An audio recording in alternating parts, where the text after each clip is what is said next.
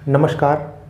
प्रायद्वीपीय भारत के पठार को हम लोग पढ़ रहे हैं, पेनिनसुलर प्लेटू, और जिसका पहला भाग हम लोगों ने उसमें जाना कि प्रायद्वीपीय पठार में कौन कौन से पर्वत पाए जाते हैं, मुख्य रूप से कौन कौन से पठार पाए जाते हैं और छोटी छोटी श्रेणियाँ कौन सी पाई जाती हैं।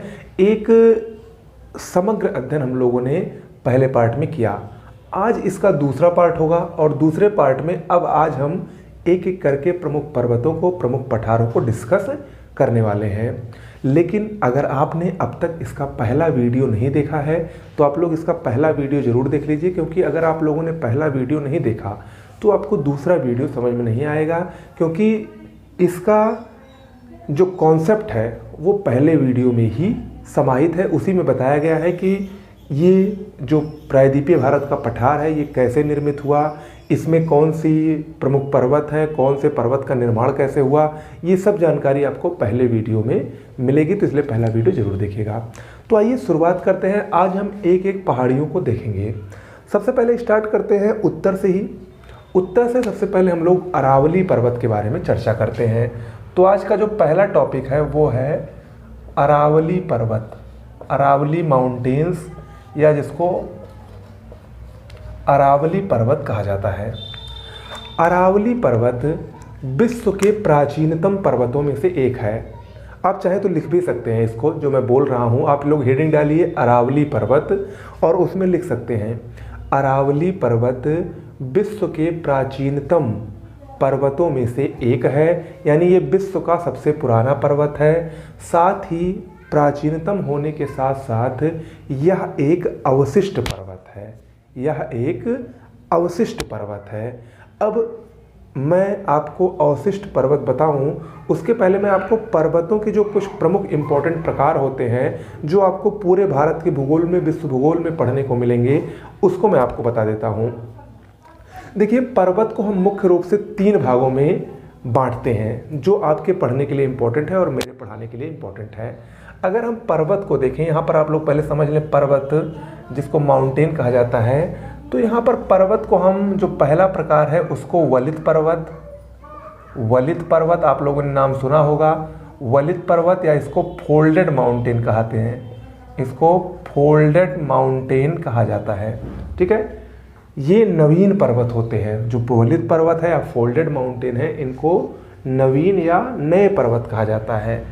दूसरा होता है ब्लॉक पर्वत, ब्लॉक पर्वत, ब्लॉक पर्वत या ब्लॉक माउंटेन, ब्लॉक माउंटेन। और तीसरे होते हैं अवशिष्ट पर्वत, अवशिष्ट पर्वत। ओके, वलित पर्वत, ब्लॉक पर्वत और अवशिष्ट पर्वत, इन तीनों के बारे में हम लोग अध्ययन करेंगे। सबसे पहले हम लोग वलित पर्वत देखते हैं। देखिए, वलित पर्वत क्या होते हैं, अगर हम एक लाइन में कहें तो जो पृथ्वी है, पृथ्वी की आंतरिक संरचना आप लोग अगर अब तक नहीं पढ़े हैं तो मैं आपको पढ़ाऊंगा भौतिक भूगोल में। पृथ्वी के जो अंदर में है ये बहुत सारे बल कार्य करते हैं। ठीक है, पृथ्वी की आंतरिक बल के कारण जब किसी विस्तृत भूभाग की चट्टानें संपीडनात्मक बल द्वारा फोल्ड हो जाती हैं, यानी उसमें लहर पड़ जाती है। संपीडनात्मक बल क्या होता है, यानी पृथ्वी के अंदर जो बल होता है उस द्वारा किसी चट्टान पर लगाया गया दबाव, प्रेशर, दाब, उसके द्वारा क्या होता है, जो चट्टानें होती हैं वो फोल्ड हो जाती हैं, वो ऐसे ऐसे बन जाती हैं। तो इसको क्या कहा जाता है, इस प्रकार जो उस पर्वत का निर्माण होता है उसको वलित पर्वत या फोल्डेड माउंटेन कहते हैं। अभी हमने आपको कुछ दिन पहले बताया था कि हिमालय पर्वत का निर्माण भी इसी प्रकार हुआ था। ये जो प्रायद्वीपीय पठार है ये, और उत्तर में जो अंगारा लैंड था उससे आने वाली जब नदियों ने बीच में जो टेथित सागर था उसको भर दिया, उसमें अवसाद भर दिए, वो चट्टानी रूप में परिवर्तित हो गया।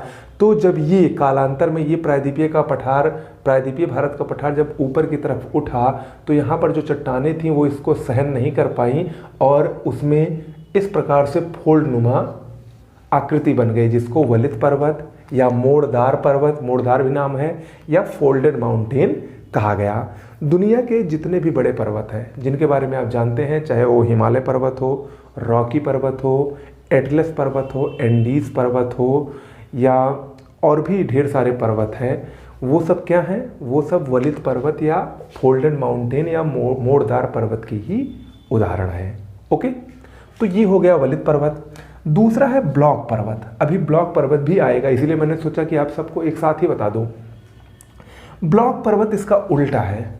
देखिए, जब दाब पड़ता है तब वलित पर्वत का निर्माण होता है, और जब दो जो चट्टानें होती हैं उसमें जो बल होता है वो इसको इधर खींचता है, इसको इधर, यानी विपरीत तरफ से जो बल लगते हैं विपरीत खिंचाव के द्वारा फोल्डेड माउंटेन का निर्माण होता है। और फोल्डेड माउंटेन की सबसे बड़ी विशेषता ये होती है कि फोल्डेड माउंटेन भ्रंश घाटियों के साथ साथ पाए जाते हैं। जैसे मान लीजिए ये कोई चट्टान है, ठीक है, इधर से ये खींचा हुआ, इधर से ये खींचा हुआ, बीच में क्या हुआ? घाटी हो गई, ठीक है। तो जब ये खिंचाव होगा तो ये ऐसे हो जाएगा, ये इधर चला गया, ये इधर चला गया, तो ये बीच में क्या बन गया? बीच में ये गहरा क्षेत्र हो जाएगा और ये घाटी बन जाएगी। ऐसे इधर भी होगा तो ये घाटी बन जाएगी, और इन दोनों घाटियों के बीच में जो ये भाग रहेगा फिर ये आपको उभरा हुआ दिखाई पड़ेगा। ये ब्लॉक पर्वत हो गया, और इसके आसपास क्या हो गई? भ्रंश घाटी हो गई। जैसे हमने आपको बताया था कि यहाँ पर जो भारत में सतपुड़ा पर्वत है ये ब्लॉक पर्वत का उदाहरण है।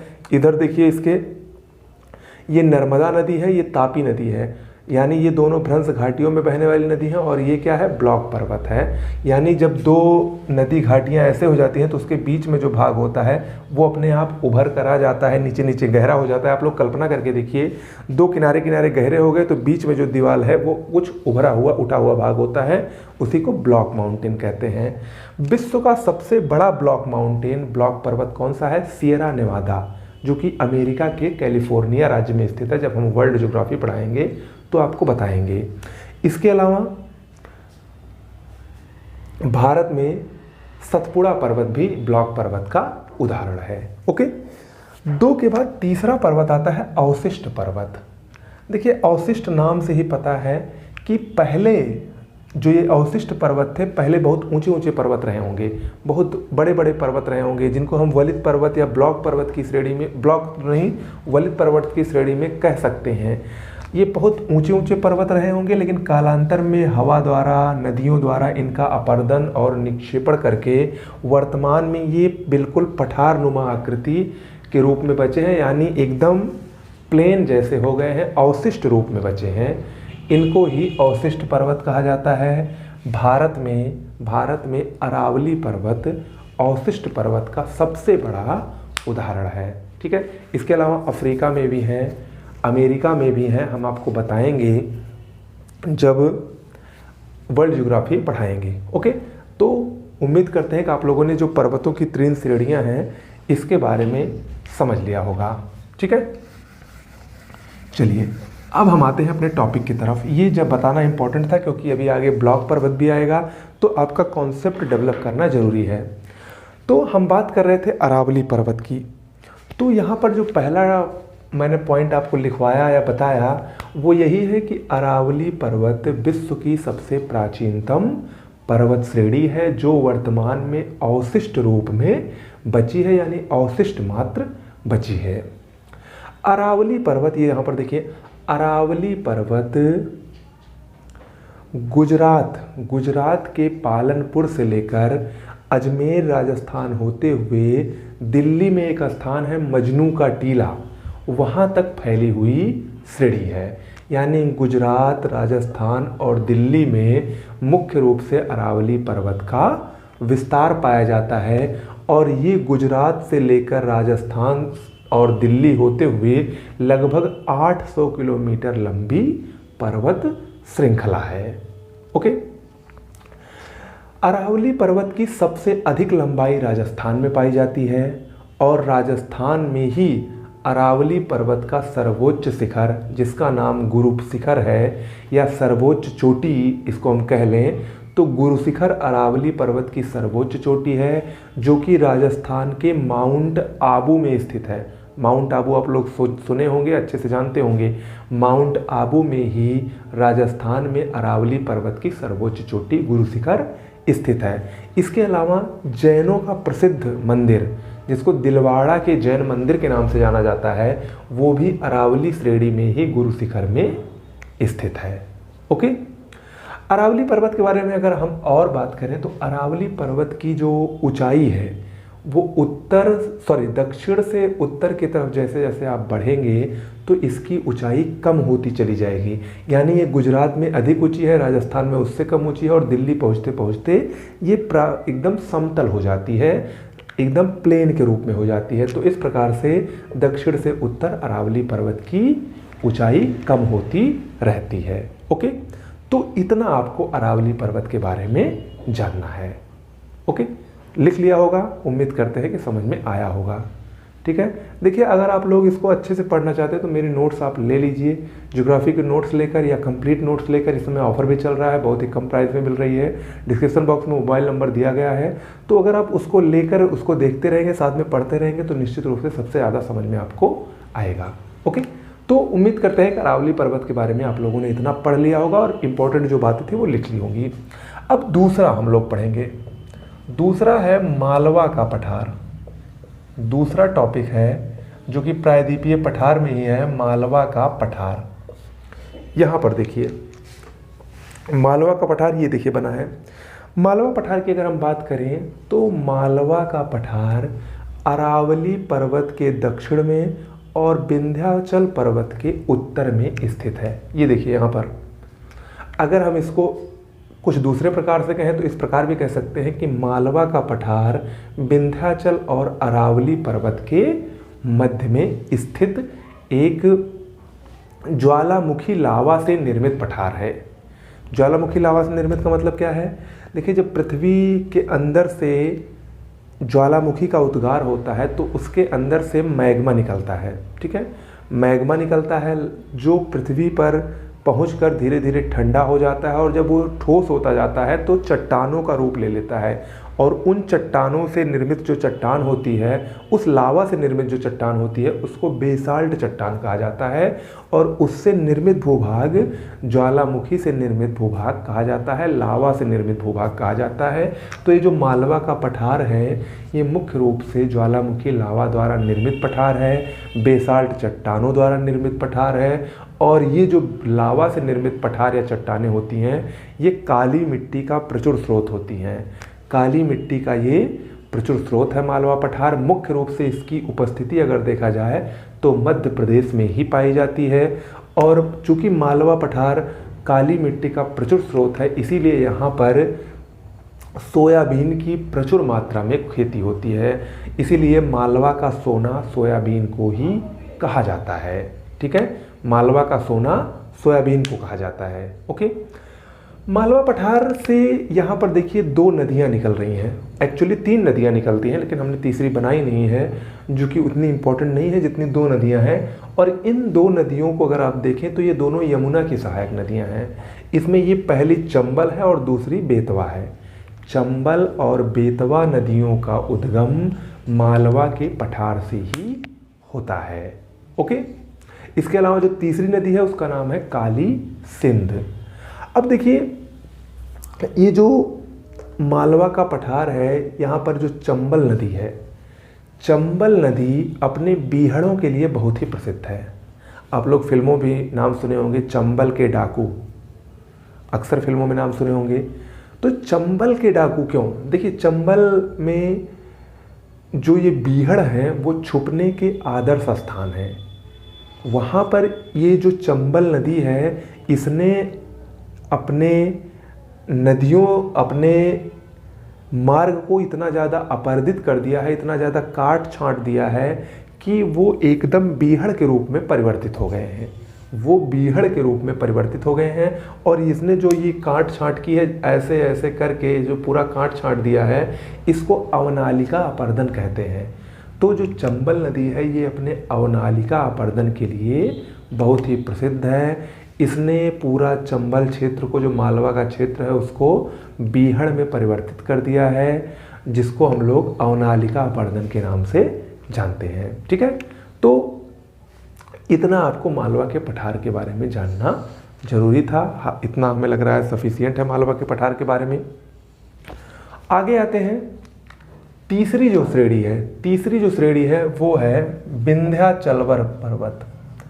विंध्य या विंध्याचल पर्वत, ठीक है, दोनों एक ही है, कंफ्यूज मत होइएगा। विंध्य पर्वत या विंध्याचल पर्वत, यहां पर देखिए उपस्थिति है इसकी। विंध्याचल पर्वत की अगर हम बात करें तो विंध्याचल पर्वत, लिखिए आप लोग, लिखते चलिए। विंध्याचल पर्वत मालवा पठार के दक्षिण में तथा सतपुड़ा पर्वत के उत्तर में स्थित श्रेणी है। विंध्याचल पर्वत यहाँ पर देखिए, ये अगर हम इसको देखें तो विंध्याचल पर्वत मुख्य रूप से मध्य प्रदेश से लेकर यहाँ बिहार झारखंड राज्य तक फैली एक श्रेणी है जो कि उत्तर भारत को दक्षिण भारत से अलग करती है। ये इंपॉर्टेंट है। विंध्याचल पर्वत उत्तर भारत को दक्षिण भारत से डिवाइड करती है, अलग करती है, और इसका अलग अलग राज्यों में अलग अलग नामों से संबोधित किया जाता है। जैसे विंध्याचल पर्वत को भारनेर पहाड़ी, कैमूर पहाड़ी और पारसनाथ पहाड़ी भी कहा जाता है। ये सब है विंध्याचल ही, लेकिन छोटी छोटी पहाड़ियाँ हैं तो छोटे छोटे नाम दे दिए गए हैं। भारनेर, कैमूर और पारसनाथ पहाड़ी ये विंध्याचल पर्वत के नाम हैं। ओके, प्रसिद्ध जो विंध्याचल का मंदिर है मिर्जापुर में, वो भी इसी में ही स्थित है। जो विंध्यवासिनी माता का मंदिर है मिर्जापुर में, वो विंध्याचल पर्वत में ही स्थित है, जहाँ पर आप लोग अक्सर गए होंगे। सब लोग गए होंगे, या नहीं गए होंगे तो एक बार जाइएगा जरूर, अच्छा मंदिर है। ओके, इसके बाद हम लोग आते हैं, जो चौथा हमारा पर्वत है सतपुड़ा पर्वत। विंध्य पर्वत के बारे में इतना ही जानना जरूरी था। आते हैं हम लोग सतपुड़ा पर्वत की तरफ। सतपुड़ा पर्वत, सतपुड़ा पर्वत भारत का एकमात्र ब्लॉक पर्वत का उदाहरण है। ब्लॉक पर्वत क्या होते हैं अभी हमने आपको बताया। इसके अलावा सतपुड़ा पर्वत की अगर हम उपस्थिति देखें तो ये विंध्याचल पर्वत के दक्षिण में स्थित भ्रंश घाटी में स्थित एक पर्वत है। चूंकि ब्लॉक माउंटेन है तो ब्लॉक माउंटेन क्या है, भ्रंश घाटी में ही स्थित होते हैं। इसके सतपुड़ा पर्वत के उत्तर में नर्मदा नदी की भ्रंश घाटी है और दक्षिण में तापी नदी की भ्रंश घाटी है। सतपुड़ा पर्वत का विस्तार गुजरात से, मुख्य रूप से गुजरात से लेकर गुजरात, मध्य प्रदेश और यहाँ पर छत्तीसगढ़ की सीमा तक सतपुड़ा पर्वत का विस्तार है। अगर इसको हम देखें तो ये भी देखिए यहाँ पर छोटी छोटी कई पहाड़ियों में विस्तृत है। इसको हम देखें तो गुजरात में इसको राजपीपला पहाड़ी के नाम से जाना जाता है। मध्य प्रदेश में इसको महादेव पहाड़ी के नाम से जाना जाता है, और छत्तीसगढ़ और मध्य प्रदेश की सीमा पर, या छत्तीसगढ़ में ही कह लें तो इसको मैकाल पर्वत के नाम से जाना जाता है। तो आप लोग कंफ्यूज मत होइएगा, तीनों सतपुड़ा पर्वत के ही नाम हैं, लेकिन तीनों को अलग अलग राज्यों में अलग अलग नामों से जाना जाता है। ओके, सतपुड़ा पर्वत की हम बात करें तो सतपुड़ा पर्वत की सर्वोच्च चोटी का नाम है धूपगढ़। सर्वोच्च चोटी इसकी कौन सी है, धूपगढ़। ये सतपुड़ा पर्वत की सर्वोच्च चोटी है, और ये जो सर्वोच्च चोटी धूपगढ़ है ये महादेव श्रेणी पर स्थित है। लिख लीजिए, सतपुड़ा पर्वत की सर्वोच्च चोटी धूपगढ़ कहाँ पर स्थित है, महादेव श्रेणी में स्थित है। और महादेव श्रेणी कहाँ पर है, मध्य प्रदेश, यानी मध्य प्रदेश में महादेव श्रेणी पर स्थित धूपगढ़ चोटी सतपुड़ा पर्वत की सर्वोच्च चोटी है। इसके अलावा महादेव पर्वत पर ही एक बहुत ही प्रसिद्ध पर्यटन स्थल है, हिल स्टेशन है, जिसका नाम शायद आप लोगों ने जरूर सुना होगा, जिसको पंचमढ़ी कहते हैं। पंचमढ़ी, पंचमढ़ी जो कि मध्य प्रदेश में ही स्थित है, ये भी महादेव श्रेणी पर ही मध्य प्रदेश में स्थित है। ओके, मैकाल श्रेणी की बात करते हैं, जो सतपुड़ा श्रेणी की है, सतपुड़ा पर्वत की ही श्रेणी है। ये मुख्य रूप से छत्तीसगढ़ और मध्य प्रदेश की सीमा बनाती है। मध्य प्रदेश और छत्तीसगढ़ की सीमा पर स्थित मैकाल श्रेणी, और मैकाल श्रेणी का सर्वोच्च बिंदु या मैकाल श्रेणी की सर्वोच्च चोटी अमरकंटक है। याद रखिएगा, अमरकंटक को मैकाल श्रेणी की सर्वोच्च चोटी माना जाता है। अब हम इसको क्यों बता रहे हैं, क्योंकि मैकाल श्रेणी की ये जो सर्वोच्च चोटी है अमरकंटक, इससे दो प्रमुख नदियों का उद्गम होता है, सोन नदी और नर्मदा नदी।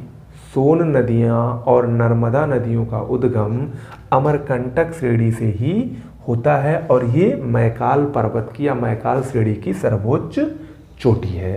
ओके, और यहाँ पर आप लोग ये भी ध्यान रखिएगा कि ये जो धूपगढ़ है ये पूरे सतपुड़ा पर्वत की सर्वोच्च चोटी है। आप लोग इसमें कंफ्यूज मत होइएगा, नहीं तो प्रश्न में अक्सर धूपगढ़ और अमरकंटक दोनों रहते हैं। कभी अगर प्रश्न आए कि सतपुड़ा पर्वत की सर्वोच्च चोटी कौन सी है तो धूपगढ़ भी रहेगा, अमरकंटक भी रहेगा, तो कंफ्यूज बिल्कुल भी मत होइएगा कि आप लोग अमरकंटक सही करके चले आएँ।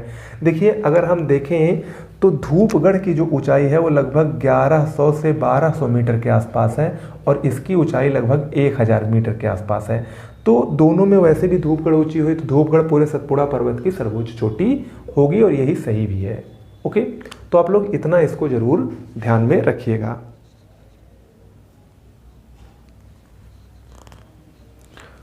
ओके, ठीक है। इसके बाद हम लोगों ने अब तक अरावली पर्वत के बारे में पढ़ा, मालवा पठार के बारे में पढ़ा, विंध्याचल के बारे में पढ़ा और सतपुड़ा पर्वत के बारे में पढ़ा। अब हम आगे बढ़ते हैं और देखते हैं छोटा नागपुर के पठार को। बहुत लंबा मैं आज नहीं खींचूंगा, जैसा कि मैंने इसको बताया था कि इसको मैं 3 भागों में करवाऊंगा। तो छोटा नागपुर के पठार को हम लोग पढ़ते हैं। अगला है छोटा नागपुर का पठार। देखिए, छोटा नागपुर पठार को अगर हम स्थिति देखें तो ये मैकाल श्रेणी के ठीक पूरब में स्थित है। यानी मैकाल श्रेणी के ठीक पूरब में मुख्य रूप से झारखंड, पश्चिम बंगाल और छत्तीसगढ़ राज्य में ये पठार का विस्तार है। छोटा नागपुर का पठार लिख लीजिए, छोटा नागपुर का पठार खनिज उत्पादन की दृष्टि से भारत का सबसे महत्वपूर्ण क्षेत्र है। इसमें कोयले की अत्यधिक मात्रा पाए जाने के कारण कोयले की सबसे अधिक उत्पादन छोटा नागपुर के पठार में ही होता है, इसीलिए इसको भारत का रूर प्रदेश भी कहते हैं। छोटा नागपुर पठार को क्या कहा जाता है? भारत का रूर प्रदेश, भारत का रूर कहा जाता है। रूर क्या है? देखिए, रूर ये जर्मनी में स्थित एक क्षेत्र है और जर्मनी में रूर क्षेत्र में विश्व का सबसे अधिक कोयला पाया जाता है। तो भारत में सबसे अधिक कोयला छोटा नागपुर पठार में पाए जाने के कारण ही इसको जर्मनी के रूर से इसकी संज्ञा की जाती है, इसकी उपमा दी जाती है और इसीलिए छोटा नागपुर पठार को भारत का रूर कहा जाता है।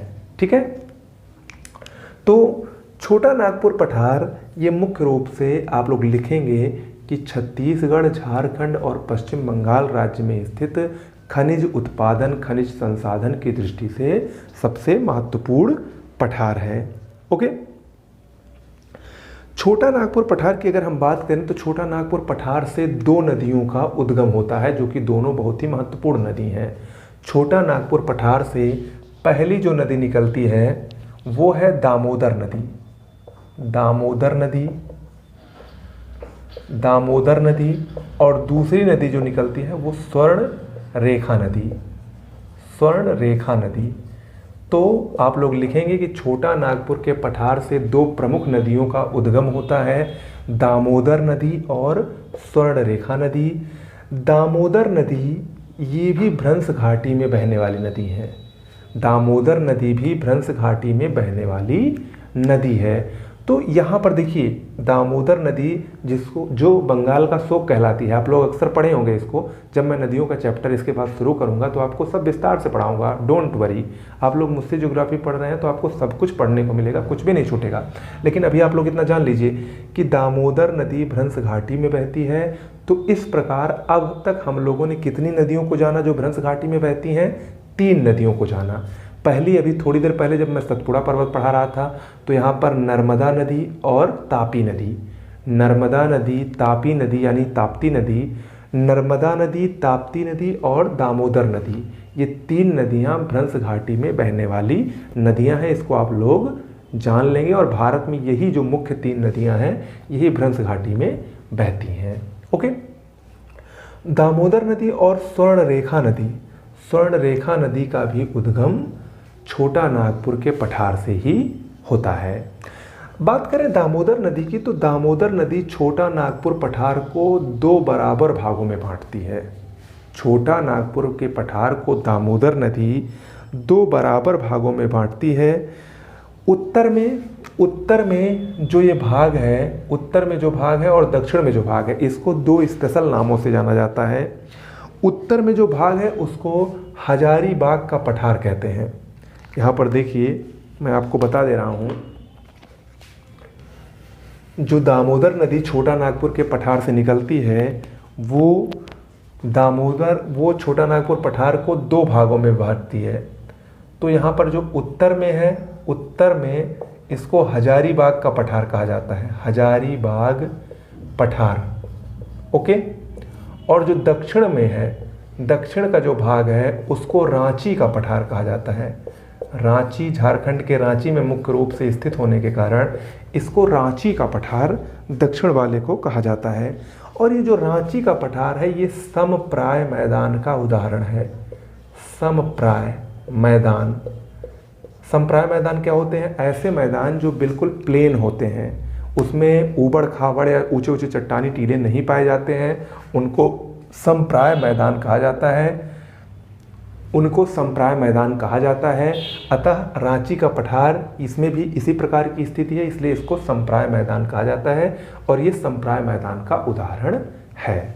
ठीक है, तो छोटा नागपुर पठार से इन 2 नदियों ने, ये जो मुख्य रूप से दामोदर नदी है, इसने छोटा नागपुर पठार को 2 बराबर भागों में विभक्त कर दिया है। उत्तर में हजारीबाग का पठार और दक्षिण में रांची का पठार, जो कि समप्राय मैदान का उदाहरण है।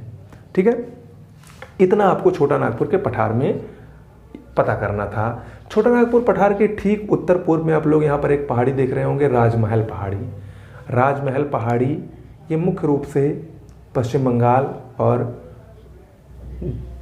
छत्तीसगढ़ में स्थित है, मुख्य रूप से पश्चिम बंगाल में स्थित है और ये भी प्रायद्वीपीय पठार का ही भाग है। और इसका जो पूर्वी विस्तार है वो शिलांग के पठार यानी मेघालय के पठार के नाम से जाना जाता है।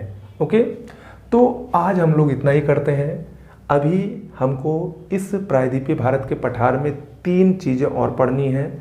पश्चिमी घाट, पूर्वी घाट, इसको मैंने जानबूझ के नहीं पढ़ा है, इसको अगले में विस्तार से मैं आपको पढ़ाऊंगा और ये स्पेशल एक लेक्चर में होगा।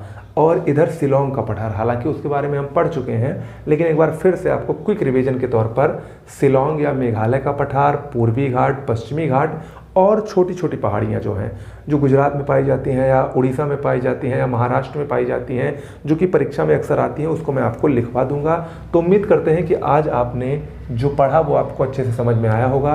देखिए, अगर आप लोग अच्छे से पढ़ रहे हैं तो आपको ज़रूर कोई ना कोई समस्या होती होगी, और अगर कोई भी समस्या होती है तो आप कमेंट बॉक्स में लिखकर ज़रूर पूछा करिए। पूछेंगे आप तो हमें अच्छा लगेगा। इसके अलावा आप अपने सुझाव भी दीजिए।